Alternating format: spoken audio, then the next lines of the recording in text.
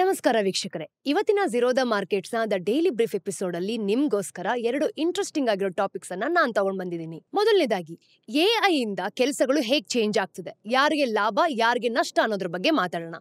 ಇದಾದ್ಮೇಲೆ predatory pricing ಬಗ್ಗೆ ಇಂಡಿಯಾದ ಹೊಸ ರೂಲ್ಸ್, ಇದು ವರ್ಕ್ ಆಗತ್ತಾ? ಈ ಎರಡು ಟಾಪಿಕ್ಸ್ ಬಗ್ಗೆ ನಾವ್ ಇವತ್ತಿನ ಎಪಿಸೋಡ್ ಅಲ್ಲಿ ಡಿಸ್ಕಸ್ ಮಾಡೋಣ.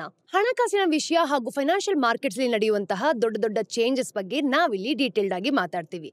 ಇವತ್ತು 19th ಫೆಬ್ರವರಿ ವೆಡ್ನೆಸ್ಡೇ. ನಾನು ನಿಮ್ಮ ನಿರೂಪಕಿ ಚಂದನಾ ಗೌಡ. ನೀವೇನಾದ್ರೂ ನಮ್ಮ ಕಾರ್ಯಕ್ರಮವನ್ನ ಕೇಳಬೇಕು ಅಂತ ಅನ್ಕೊಂಡಿದ್ರೆ ಆಪಲ್ ಮತ್ತೆ ಸ್ಪಾಟಿಫೈ ಪಾಡ್ಕಾಸ್ಟ್ ಅಲ್ಲಿ ಕೇಳಬಹುದು. ಒಂದ್ ವಿಷಯ ನೆನಪಿರ್ಲಿ, ಯಾವುದೇ ರೀತಿಯಾದಂತಹ ಸ್ಪ್ಯಾಮ್ ಮಾಡ್ತಿಲ್ಲ. ಪ್ರತಿಯೊಂದು ಲಿಂಕ್ ಸಹ ಕಮೆಂಟ್ ಸೆಕ್ಷನ್ ಅಲ್ಲಿ ಅವೈಲೇಬಲ್ ಇದೆ. ಬನ್ನಿ ಇವತ್ತಿನ ಅಪ್ಡೇಟ್ಸ್ ಅನ್ನ ನೋಡ್ಕೊಂಡು ಬರೋಣ. ಕೆಲಸದ ಜಗತ್ತಿಗೆ ಬರ್ತಿದೀವಿ ಅಂತಂದ್ರೆ ಎಐ ಅಂದ್ರೆ ಏನು? ಈಗ ನೋಡಿ, ಎಐ ಶುರು ಆದಾಗಿಂದ ಅದು ನಮ್ಗೆ ಏನ್ ಮಾಡುತ್ತೆ ಅಂತ ಎಲ್ಲರೂ ಕೂಡ ಹೇಳ್ತಿದ್ದಾರೆ. ಎಐ ಇರೋ ಕೆಲಸದ ಜಗತ್ತು ಹೇಗಿರುತ್ತೆ, ಕೆಲಸದ ಬಗ್ಗೆ ಅದು ಏನ್ ಚೇಂಜ್ ಮಾಡುತ್ತೆ, ನಿಮ್ಮ ಕೆಲಸ ಕಾಪಾಡ್ಕೊಳ್ಳೋದಕ್ಕೆ ನೀವ್ ಏನ್ ಮಾಡ್ಬೇಕು, ಇದ್ರ ಬಗ್ಗೆ ತುಂಬಾ ಜನರು ಮಾತಾಡೋದನ್ನ ನೀವು ಕೇಳಿರ್ಬೋದು. ಆದ್ರೆ ಈಗ ಆಂಥ್ರೋಪಿಕ್ನವರು Claude.ai ನಲ್ಲಿ ಒಂದು ರಿಸರ್ಚ್ ಮಾಡಿದ್ದಾರೆ. ಬೇಸಿಕಲಿ ಜನರು ಕ್ಲಾಡ್ ಜೊತೆ ಏನ್ ಮಾತಾಡ್ತಾರೆ ಮತ್ತೆ ಏನ್ ಮಾಡ್ತಾರೆ ಅಂತ ನೋಡ್ಕೊಳ್ತಿದ್ದಾರೆ.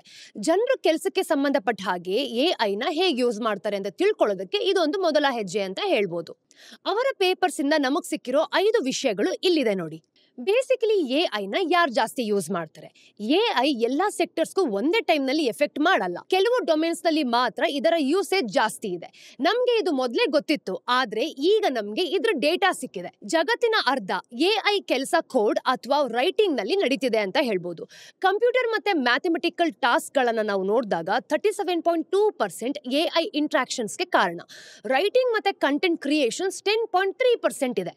ಇನ್ನು ಮ್ಯಾಥ್ಸ್, ಕೋಡಿಂಗ್, ರೈಟಿಂಗ್ ಈ ತರ ಒಂದು ಚಿಕ್ಕ ಡೊಮೇನ್ಸ್ಗೆ ಸೇರಿದ ಹಾಗೆ ಅರ್ಧ ಎಐ ಯೂಸೇಜ್ ಇಂದಾನೇ ಆಗುತ್ತೆ. ಈ ಫೀಲ್ಡ್ಸ್ ಅನ್ನು ನಾವು ನೋಡಿದಾಗ ಇನ್ಫಾರ್ಮೇಶನ್ ಯೂಸ್ ಸಹ ಮಾಡುತ್ತೆ ಅಂತ ಹೇಳ್ಬೋದು. ಅದಕ್ಕೆ ಎಐ ಸಿಸ್ಟಮ್ ಕೂಡ ತುಂಬಾ ಚೆನ್ನಾಗಿ ವರ್ಕ್ ಮಾಡ್ತಿದೆ ನೋಡಿ. ಕನ್ಸ್ಟ್ರಕ್ಷನ್ ತರ ಫಿಸಿಕಲ್ ಆಕ್ಟಿವಿಟಿಗೆ ಬೇಕಾಗಿರೋ ಕೆಲಸ ಮತ್ತೆ ಹೆಲ್ತ್ ಕೇರ್ ಸಪೋರ್ಟ್, ಈ ತರ ಕೆಲಸಗಳಲ್ಲಿ ಎಐ ಯೂಸೇಜ್ ತುಂಬಾನೇ ಕಮ್ಮಿ ಇದೆ. ನೀವು ಈ ಗ್ರಾಫ್ ನಲ್ಲಿ ನೋಡ್ಬೋದು, US ನಲ್ಲಿ ತುಂಬಾ ಜನರಿಗೆ ಜಾಬ್ ಸಿಗತ್ತೆ, ಆದ್ರೆ ಕ್ಲಾಡ್ ಜೊತೆ ಅವರ ಒಂದು ಕಾನ್ವರ್ಸೇಷನ್ ತುಂಬಾನೇ ಕಮ್ಮಿ ಇದೆ. ಕೆಲವು ಔಟ್ಲೈಯರ್ಸ್ ನಾವು ನೋಡಿದಾಗ ಕಮ್ಮಿ ಜನರಿಗೆ ಜಾಬ್ ಕೊಟ್ಟು ಎಐ ನ ಜಾಸ್ತಿ ಯೂಸ್ ಮಾಡ್ತಿದ್ದಾರೆ. ಎಐ ದುಡ್ಡಿರೋರ್ಗೆ ಮತ್ತೆ ಜಾಸ್ತಿ ದುಡ್ಡಿಲ್ದೆ ಇರೋರ್ಗೆ ಹೊಡ್ತಾ ಬೀಳತ್ತೆ ಅಂತಾನೆ ಹೇಳ್ಬೋದು. ಈ ಸ್ಟಡಿ ಪ್ರಕಾರ ಎಐ ಕೆಲವು ಜನರಿಗೆ ಮಾತ್ರ ಹೆಲ್ಪ್ ಮಾಡುತ್ತೆ. ಜನರು ಎಷ್ಟು ದುಡ್ಡು ಮಾಡ್ತಾರೆ ಮತ್ತೆ ಅವರು ಎಐ ನ ಹೇಗೆ ಯೂಸ್ ಮಾಡ್ಕೊಳ್ತಾರೆ ಅಂತ ನೋಡಿದ್ರೆ ಒಂದು ವಿಚಿತ್ರ ಪ್ಯಾಟರ್ನ್ ಅಂತ ಅನ್ಸುತ್ತೆ. ಅಮೆರಿಕನ್ ವರ್ಕ್ ಫೋರ್ಸ್ ನಲ್ಲಿ ನಾವು ನೋಡಿದಾಗ 25% ಟಾಪ್ ನಲ್ಲಿ ಇರೋರು ಎಐ ನ ಯೂಸ್ ಮಾಡ್ತಿದ್ದಾರೆ. ಇನ್ನು ಎಐ ಜೊತೆ ಚೆನ್ನಾಗಿ ವರ್ಕ್ ಆಗೋ ಜಾಬ್ಸ್ಗೆ 4 ವರ್ಷ ಡಿಗ್ರಿ ಬೇಕಾಗತ್ತೆ. ಮತ್ತೆ ಸ್ಯಾಲರಿನ ನಾವು ನೋಡಿದಾಗ 75,000ದಿಂದ $1,25,000 ಇರತ್ತೆ. ಅದರಲ್ಲಿ ಸಾಫ್ಟ್ವೇರ್ ಡೆವಲಪರ್ಸ್, ಪ್ರೋಗ್ರಾಮರ್ಸ್ ಇವ್ರು ಜಾಸ್ತಿ ಇರ್ತಾರೆ ನೋಡಿ. ಈಗ ನೋಡಿ, ಜಾಸ್ತಿ ಸ್ಯಾಲರಿ ತಗೊಳ್ಳೋರು ಯಾರು? ಡಾಕ್ಟರ್ಸ್. ಮತ್ತೆ ಕಮ್ಮಿ ಸ್ಯಾಲರಿ ತಗೊಳ್ಳೋರು ಫುಡ್ ಸರ್ವಿಸ್ ಮತ್ತೆ ವರ್ಕರ್ಸ್ ಅಂತ ಹೇಳ್ಬೋದು. ಎಐ ನ ರೇರ್ ಆಗಿ ಯೂಸ್ ಮಾಡ್ತಾರೆ ಅಲ್ವಾ? ಇದಕ್ಕೆ 2 ಕಾರಣ ಇದೆ: ಟೆಕ್ನಿಕಲ್ ಲಿಮಿಟೇಷನ್ಸ್ ಮತ್ತೆ ಪ್ರಾಕ್ಟಿಕಲ್ ಬ್ಯಾರಿಯರ್ಸ್. ಈಗ ಮೆಡಿಸಿನ್ ತರ ಫೀಲ್ಡ್ ನಲ್ಲಿ ಎಐ ನ ಯೂಸ್ ಮಾಡೋದು ತುಂಬಾನೇ ಕಷ್ಟ. ಮತ್ತೆ ಎಐಗೆ ಎಕ್ಸ್ಪರ್ಟೈಸ್ ನ ರಿಪ್ಲೇಸ್ ಮಾಡುವಂತ ಶಕ್ತಿನೇ ಇರೋದಿಲ್ಲ. ಕಮ್ಮಿ ಸ್ಯಾಲರಿ ಇರೋ ಕೆಲಸಗಳಲ್ಲಿ ಈ ಫಿಸಿಕಲ್ ಟಾಸ್ಕ್ ಜಾಸ್ತಿ ಇರತ್ತೆ. ಅದನ್ನ ಎಐ ಖಂಡಿತವಾಗ್ಲೂ ಮಾಡಕ್ಕಾಗಲ್ಲ. ಜನರು ಎಐ ಕೆಲಸ ಕೊಡ್ತಾರಾ ಅಥವಾ ಅದ್ರ ಜೊತೆ ವರ್ಕ್ ಮಾಡ್ತಾರಾ? ಈಗ ಜನರು ಎಐ ನ 2 ತರ ಯೂಸ್ ಮಾಡ್ಬೋದು. ಒಂದು, ಟಾಸ್ಕ್ ನ ಆಟೋಮೇಟ್ ಮಾಡ್ಕೊಳ್ಳೋದು ಮತ್ತೆ ಎಐ ಮಾಡುತ್ತೆ ಅಂತ ನಂಬ್ಕೊಳ್ಳೋದು. ಎರಡನೇದು, ಹ್ಯೂಮನ್ ಕೆಪಾಬಿಲಿಟೀಸ್ ನ ಇಂಪ್ರೂವ್ ಮಾಡೋದಕ್ಕೆ ಎಐ ನ ಯೂಸ್ ಮಾಡ್ಕೊಳ್ಳೋದು. ನೋಡಿ, ಜಾಸ್ತಿ ಜನ ಟಾಸ್ಕ್ ನ ಆಟೋಮೇಟ್ ಮಾಡೋದೇ ಇಲ್ಲ. 57% ಎಐ ಯೂಸ್ ಮಾಡೋದು ಮನುಷ್ಯ ಏನ್ ಮಾಡ್ತಾರೋ ಅದನ್ನ ಇಂಪ್ರೂವ್ ಮಾಡ್ಕೊಳ್ಳೋಕೆ. ಈಗ ಜನರು ಎಐ ಜೊತೆ ಕಾನ್ವರ್ಸ್ ಮಾಡ್ತಾರೆ ಅಂತ ಅನ್ಕೊಳ್ಳೋಣ. ಡಿಸೈನ್ಸ್ ಬಗ್ಗೆ ಮಾತಾಡ್ತಾರೆ ಮತ್ತೆ ಐಡಿಯಾಸ್ ಬಗ್ಗೆನೂ ತಿಳ್ಕೊಳ್ತಾರೆ. ಆಟೋಮೇಷನ್ ಇರೋ 43% ಕೇಸಸ್ ನಲ್ಲಿ ಡಾಕ್ಯುಮೆಂಟ್ಸ್ ಫಾರ್ಮೇಟ್ ಮಾಡೋದು ಮತ್ತೆ ಕೋಡಿಂಗ್ ಎರರ್ ಸರಿ ಮಾಡೋದು, ಈ ತರ ಕೆಲಸಗಳು ಸಹ ಇರತ್ತೆ. ಎಐ ನಿಮ್ಮೆಲ್ಲ ಕೆಲಸನೂ ಮಾಡತ್ತಾ? ಎಲ್ರ ಪ್ರಶ್ನೆ ಇದೇನೆ ನೋಡಿ. ಎಐ ನಿಮ್ಮ ಜಾಬ್ ನ ತಗೊಳತ್ತಾ? ಈ ಸ್ಟಡಿಗೆ ಆನ್ಸರ್ ಖಂಡಿತವಾಗ್ಲೂ ಇಲ್ಲ. ಆದ್ರೂ ನಾವು ಒಂದು ಟ್ರೆಂಡ್ ಅನ್ನ ನೋಡ್ಬೋದು. ಎಐ ಜಾಸ್ತಿ ಜಾಬ್ಸ್ಗೆ ಬಂದಿದೆ, ಆದ್ರೆ ಎಲ್ಲಾ ಟಾಸ್ಕ್ ಆಟೋಮೇಟ್ ಮಾಡುವಂತಹ ಜಾಬ್ಸ್ ತುಂಬಾ ಕಮ್ಮಿ ಇದೆ ಅಂತ ಹೇಳ್ಬೋದು. 57% ಜಾಬ್ ನಾವು ನೋಡಿದಾಗ 10% ಟಾಸ್ಕ್ ಅನ್ನ ಎಐ ಮಾಡ್ತಿದೆ. ಬರೀ 4% ಜಾಬ್ಸ್ ನಲ್ಲಿ 75% ಟಾಸ್ಕ್ ಎಐ ಮಾಡ್ತಾ ಇದೆ ಗೊತ್ತಾ? ಎಐ ಜಾಸ್ತಿ ಯೂಸ್ ಮಾಡೋರು ಕೂಡ ಎಐ ಸಪೋರ್ಟ್ ಮಾಡೋಕೆ ಅಷ್ಟೇ ಯೂಸ್ ಮಾಡ್ತಾರೆ. ಅದು ಕೂಡ ಪೂರ್ತಿ ಕೆಲಸ ಮಾಡಲ್ಲ. ಜನರ ಕೆಲಸ ಪೂರ್ತಿ ತೆಗೆದು ಹಾಕೋದು ಖಂಡಿತವಾಗ್ಲೂ ಕಷ್ಟ. ಜನ ಎಐ ನ ಅವರ ಕೆಲಸದಲ್ಲಿ ಆಡ್ ಮಾಡ್ಕೊಂಡ್ರೆ ಅಷ್ಟೇ ಸಾಕು. ಎಐ ಏನ್ ಮಾಡಕ್ ಆಗತ್ತೆ ಮತ್ತೆ ಅದ್ ಏನ್ ಮಾಡಕ್ ಆಗಲ್ಲ ಅಂತ ಸ್ಟಡಿ ಕೂಡ ಮಾತಾಡಿದೆ. Critical thinking, reading comprehension, writing ಅಥವಾ ಪ್ರೋಗ್ರಾಮಿಂಗ್ ತರ ಟಾಸ್ಕ್ಗಳಲ್ಲಿ ಇದು ತುಂಬಾ ಚೆನ್ನಾಗಿದೆ. ಫಿಸಿಕಲ್ ಸ್ಕಿಲ್ಸ್, ಮ್ಯಾನೇಜರಿಯಲ್ ಸ್ಕಿಲ್ಸ್ ಮತ್ತೆ ಸೋಷಿಯಲ್ ಸ್ಕಿಲ್ಸ್ ನಲ್ಲಿ ಎಐ ಯೂಸೇಜ್ ತುಂಬಾ ಕಮ್ಮಿ ಇದೆ ಅಂತ ಹೇಳ್ಬೋದು. ಈ ವಿಷಯ ನಮ್ಗೆಲ್ಲ ಗೊತ್ತೇ ಇದೆ. ಇದರಿಂದ ನಮ್ಗೆ ಅರ್ಥ ಆಗೋದು ಏನು ಅಂತ ಅಂದ್ರೆ, ನಾವು ಮಾಡೋ ಕೆಲಸದಲ್ಲಿ ಎಐ ನಮ್ಮ ಕಂಪ್ಲೀಟ್ ಕೆಲಸವನ್ನ ತಗೊಳ್ಳೋದಕ್ಕಾಗಲ್ಲ, ಆದ್ರೆ ನಮ್ಮ ಕೆಲಸನ ಇಂಪ್ರೂವ್ ಮಾಡ್ಕೊಳ್ಳೋದಕ್ಕೆ ಎಐನ ಯೂಸ್ ಮಾಡ್ಕೊಳ್ಬಹುದು. ಈಗ ಮುಂದಿನ ಸ್ಟೋರಿಯಲ್ಲಿ ಕಾಂಪಿಟೇಷನ್ ಕಮಿಷನ್ಸ್ ಆಫ್ ಇಂಡಿಯಾ ತುಂಬಾ ಟ್ರೈ ಮಾಡ್ತಿದೆ ಅನ್ನೋದ್ರ ಬಗ್ಗೆ ತಿಳ್ಕೊಳ್ಳೋಣ. ನೋಡಿ, competition commission of India CCI ಒಂದು ಹೊಸ ಡ್ರಾಫ್ಟ್ ರೆಗ್ಯುಲೇಷನ್ಸ್ ಅನ್ನ ತಗೊಂಡ್ ಬಂದಿದೆ. ಇದರಿಂದ ಇಂಡಿಯಾದ ಕಾಂಪಿಟೇಷನ್ ಚೇಂಜ್ ಆಗತ್ತೆ ಅಂತಾನು ಕೂಡ ಹೇಳ್ತಿದ್ದಾರೆ. ಆದ್ರೆ ಇದ್ರ ಬಗ್ಗೆ ತಿಳ್ಕೊಳ್ಳೋಕ್ಕಿಂತ ಮುಂಚೆ ವಿಷಯದ ಬಗ್ಗೆ ಸ್ವಲ್ಪ ತಿಳ್ಕೊಳ್ಳೋಣ. Competition commission of India CCI ಅಂತ ಏನ್ ಹೇಳ್ತೀವಿ ಗೊತ್ತಾ? ನಮ್ಮ ದೇಶದ ಆಂಟಿ ಟ್ರಸ್ಟ್ ಅಥಾರಿಟಿ. ಅಂದ್ರೆ ಮಾರ್ಕೆಟ್ ಸರಿ ಇರಬೇಕು, ಕಾಂಪಿಟೇಟಿವ್ ಆಗಿರ್ಬೇಕು ಮತ್ತೆ ಕಾಂಪಿಟೇಷನ್ ಸರಿಯಾಗಿ ಇರಬೇಕು ಅಂತ ನೋಡ್ಕೊಳ್ಳುತ್ತೆ. ದೊಡ್ಡ ಕಂಪನಿಗಳು ಸಣ್ಣ ಬಿಸ್ನೆಸಸ್ ಮತ್ತೆ ಕನ್ಸ್ಯೂಮರ್ಸ್ಗೆ ತೊಂದರೆ ಆಗೋ ತರ ಈ ಮೋನೋಪೊಲಿಸ್ಟಿಕ್ ಪ್ರಾಕ್ಟೀಸಸ್ ನ ಮಾಡಬಾರ್ದು ಅಂತ ಇದು ನೋಡ್ಕೊಳ್ತಿದೆ. ಪರ್ಫೆಕ್ಟ್ ಕಾಂಪಿಟೇಷನ್ ಚೆನ್ನಾಗಿದ್ರೂ ಕೂಡ ರಿಯಲ್ ಆಗಿ ನೋಡೋಕೆ ತುಂಬಾ ಕಾಂಪ್ಲಿಕೇಟೆಡ್ ಆಗಿದೆ. ಇನ್ನು ನೊಬೆಲ್ ಪ್ರೈಸ್ ವಿನ್ ಆಗಿರೋ Frederick hike the meaning of competition ಅನ್ನೋ ಒಂದು ಪೇಪರ್ ನಲ್ಲಿ ಪರ್ಫೆಕ್ಟ್ ಕಾಂಪಿಟೇಷನ್ಗೆ ಕಾಂಪಿಟೇಷನ್ ಅಂತ ಕರೆಯೋಕೆ ಆಗೋದೇ ಇಲ್ಲ ಅಂತ ಹೇಳಿದ್ದಾರೆ. ಕಂಪನಿಗಳು ಅವರ ಟ್ಯಾಲೆಂಟ್ ಇಂದ ಮಾತ್ರ ಕಾಂಪೀಟ್ ಮಾಡಲ್ಲ. ದೊಡ್ಡ ಕಂಪನಿಗಳು ಬೆಲೆ ಚೇಂಜ್ ಮಾಡಬಹುದು, ಬೇರೆಯವರು ಬಿಸ್ನೆಸ್ ಅನ್ನ ಕೊಳ್ಳಬಹುದು ಅಥವಾ ರೂಲ್ಸ್ ಚೇಂಜ್ ಮಾಡಿ ಲಾಭನ ತಗೊಳ್ಬಹುದು. ಇನ್ನೊಂದ್ ಕಡೆ ಡಾಮಿನೆನ್ಸ್ ಇರೋರು ಕಾಂಪಿಟೇಷನ್ ನ ಕಮ್ಮಿ ಮಾಡೋಕೆ ಮತ್ತೆ ಮಾರ್ಕೆಟ್ ನ ಹಾಳು ಮಾಡೋ ತರ ನಡ್ಕೊಂಡ್ರು ಅಂತ ಅನ್ಕೊಳ್ಳಿ, CCI ಆಕ್ಷನ್ ನ ತಗೊಳತ್ತೆ. ಡಾಮಿನೆನ್ಸ್ ಇರೋದು ಖಂಡಿತವಾಗೂ ತಪ್ಪಲ್ಲ, ಅದನ್ನ ದುರುಪಯೋಗ ಪಡಿಸ್ಕೊಳ್ಳೋದು ತಪ್ಪು. CCI ಒಂದು ಕಂಪನಿ ಬಗ್ಗೆ ಆಕ್ಷನ್ ತಗೊಳ್ಳೋದಕ್ಕೆ ಮುಂಚೆ ಆ ಕಂಪನಿ ಡಾಮಿನೆಂಟ್ ಆಗಿದೆಯಾ ಅಂತ ನೋಡ್ಬೇಕು. ಅದಕ್ಕೆ ಮಾರ್ಕೆಟ್ ಶೇರ್ ಆಗಿರ್ಬೋದು, ಫೈನಾನ್ಷಿಯಲ್ ಪವರ್ ಆಗಿರ್ಬೋದು, ಸಪ್ಲೈ ಚೈನ್ ಆಕ್ಸೆಸ್ ಮತ್ತೆ ಇಂಡಸ್ಟ್ರಿಯಲ್ ಇನ್ಫ್ಲುಯೆನ್ಸ್ ಕೂಡ ನೋಡ್ಕೊಳ್ಬೇಕಾಗತ್ತೆ. ಈಗ ಒಂದು ಕಂಪನಿ ದೊಡ್ಡದಾಗಿದೆ ಅಂತಂದ್ರೆ ಅದು ತಪ್ಪಂತ ಅಲ್ಲ. ಒಂದು ಕಂಪನಿ ಎಫಿಷಿಯನ್ಸಿ, ಇನೋವೇಷನ್ ಮತ್ತೆ ಒಳ್ಳೆ ಸರ್ವಿಸ್ ಇಂದನೂ ಕೂಡ ಬೆಳಿಬೇಕು. ಆದ್ರೆ ಡಾಮಿನೆನ್ಸ್ ನ ಯೂಸ್ ಮಾಡಿ ಬೇರೆಯವ್ರಿಗೆ ತೊಂದರೆ ಮಾಡಿದ್ರೆ ಆಗ ಸಮಸ್ಯೆ ಆಗತ್ತೆ. ನೋಡಿ, ಡಾಮಿನೆನ್ಸ್ ಇಂದ ಕಸ್ಟಮರ್ಸ್ ಮತ್ತೆ ಮಾರ್ಕೆಟ್ ಇಬ್ಬರಿಗೂ ಕೂಡ ಲಾಸ್ ಆಗ್ಬೋದು. ಕೆಲವು ಕಂಪನಿಗಳು ಸೇರ್ಕೊಂಡು ಒಂದು ಕಾರ್ಟಲ್ ತರ ಮಾಡಿ ಪ್ರೈಸಸ್ ನ ಜಾಸ್ತಿ ಮಾಡ್ಕೊಂಡು ಕಸ್ಟಮರ್ಸ್ಗೆ ತೊಂದರೆ ಮಾಡಿದ್ರೆ ಅದು ತಪ್ಪು ಅಂತ ಕಾನೂನಿನಲ್ಲಿ ಬೇಗ ಸರಿ ಮಾಡ್ಬೋದು. ಆದ್ರೆ ಕೆಲವೊಂದ್ಸಲ ಮಾರ್ಕೆಟ್ ಪ್ಲೇಯರ್ಸ್ಗೂ ಕೂಡ ತೊಂದರೆ ಆಗತ್ತೆ.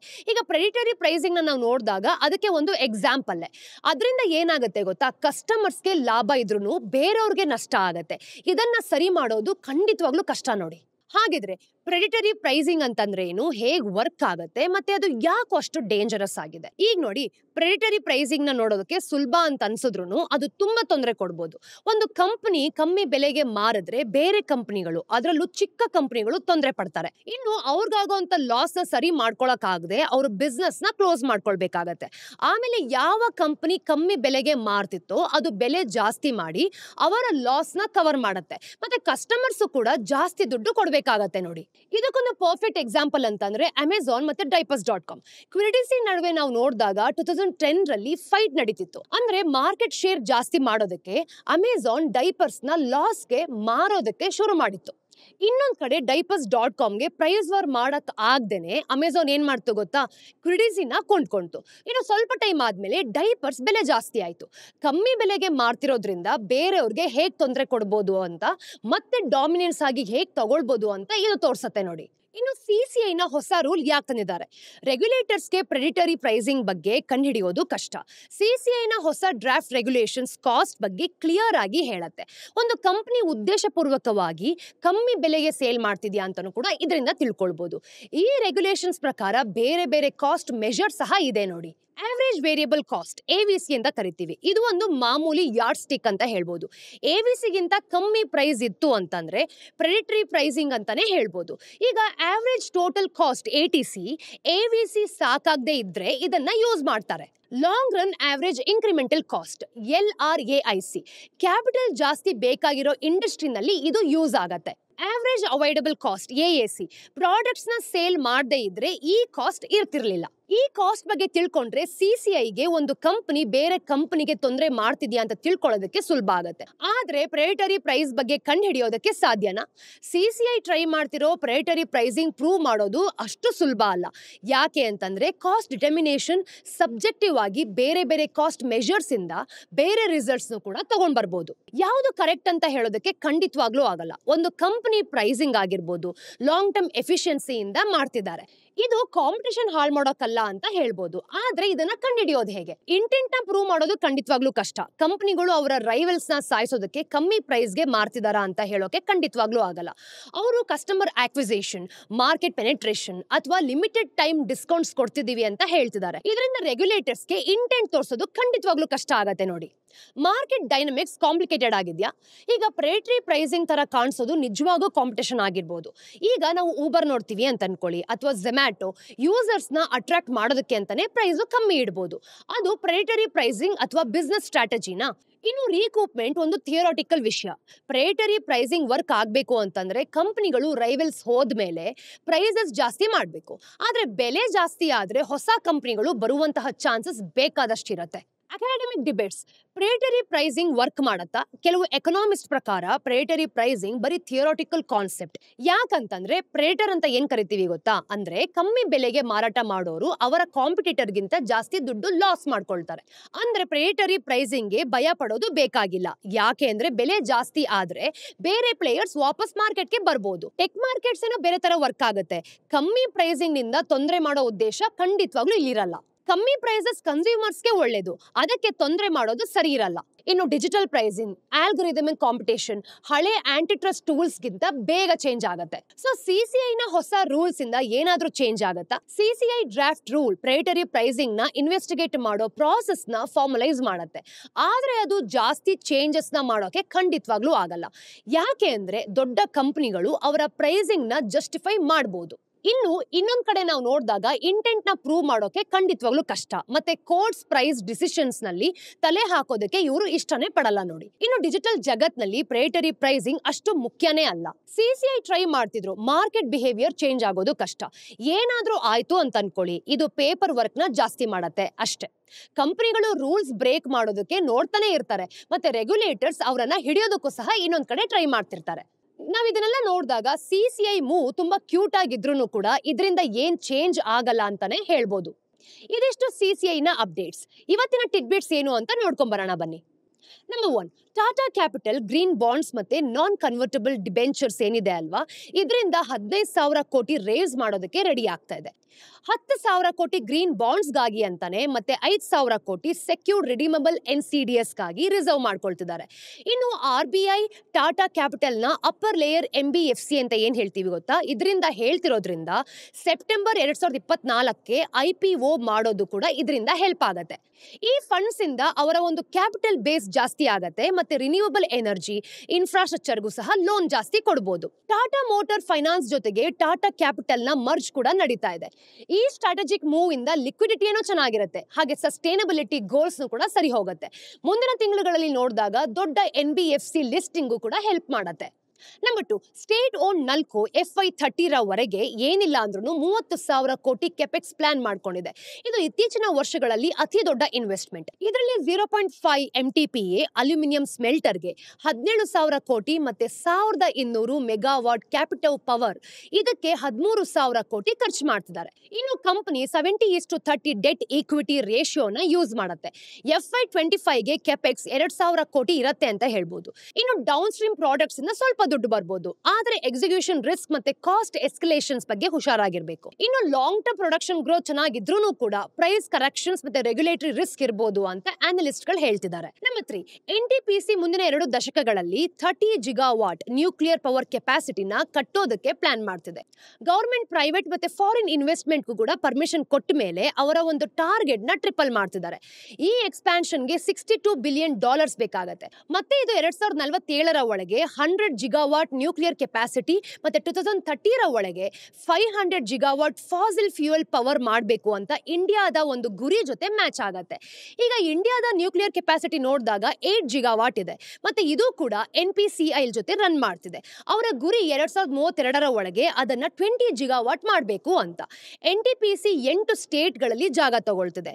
ಹಾಗೆ EDF, GE ಮತ್ತೆ ಹಾಲ್ಟೆಕ್ ಜೊತೆನೂ ಕೂಡ ಪಾರ್ಟ್ನರ್ಶಿಪ್ ಮಾಡ್ಕೊಳ್ತಿದೆ. ಇನ್ನು ಗವರ್ಮೆಂಟ್ ಅನ್ನ ನಾವು ನೋಡಿದಾಗ SMR ಡೆವಲಪ್ಮೆಂಟ್ಗೆ 200 ಬಿಲಿಯನ್ ರೂಪಾಯಿನೂ ಕೂಡ ಕೊಟ್ಟಿದೆ. ಮತ್ತೆ 2033 ಹೊತ್ತಿಗೆ ಕನಿಷ್ಠ 5 ಆಪರೇಷನಲ್ ರಿಯಾಕ್ಟರ್ಸ್ ಇರಬೇಕು. ಈ ತರ ಮಾಡೋದ್ರಿಂದ ಇಂಡಿಯಾಗೆ ಒಂದು ಕೋಲ್ ಮೇಲೆ ಡಿಪೆಂಡ್ ಆಗೋದು ಕೂಡ ಕಮ್ಮಿ ಆಗುತ್ತೆ. ಎಲೆಕ್ಟ್ರಿಸಿಟಿ ಕಾಸ್ಟ್ ಸ್ಟೇಬಲ್ ಆಗಿರತ್ತೆ, ಮತ್ತೆ ಹೊಸ ಜಾಬ್ಸ್ ಮತ್ತೆ ಇನ್ವೆಸ್ಟ್ಮೆಂಟ್ ಕೂಡ ಕ್ರಿಯೇಟ್ ಮಾಡುತ್ತೆ. ಸ್ನೇಹಿತರೆ, ಇದು ಇವತ್ತಿನ ಝೀರೋದ ಮಾರುಕಟ್ಟೆಯ ದ ಡೈಲಿ ಬ್ರೀಫ್ನ ಅಪ್ಡೇಟ್. ಮತ್ತಷ್ಟು ಇನ್ಫಾರ್ಮೇಶನ್ಸ್ ಒಂದಿಗೆ ನಾನು ನಿಮಗೆ ಮುಂದಿನ ವಿಡಿಯೋಲಿ ಸಿಗ್ತೀನಿ. ಅಲ್ಲಿ ತನಕ ಟೇಕ್ ಕೇರ್.